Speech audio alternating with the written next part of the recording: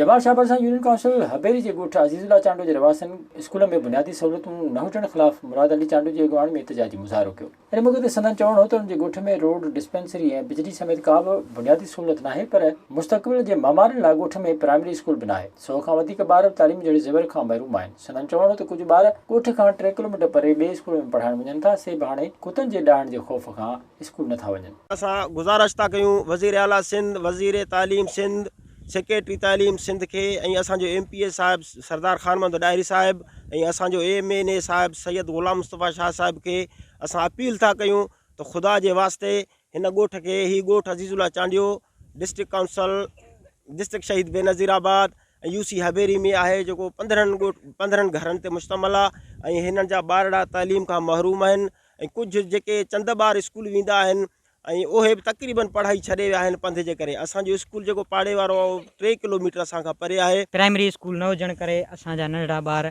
तमामु रहिजी विया आहिनि, तालीम न पिराए था सघनि। असांखे स्कूल 4 किलोमीटर परे आहे। अलाह नाले ते असां अर्ज़ु कयूं पिया असांखे स्कूल मिले। वज़ीर आला सिंध वज़ीर तालीम में पंहिंजे इलाइक़े जे चूंडियल नुमाइंदनि MNA ऐं MPS खां मुतालबो कयो त संदन ॻोठ में प्राइमरी स्कूल समेत बुनियादी सहूलियतूं ॾेई खेनि परेशानी खां बचायो वञे। विज़िट कयो अवामी आवाज़ मीडिया ग्रुप जी वेबसाइट awamiawaz.pk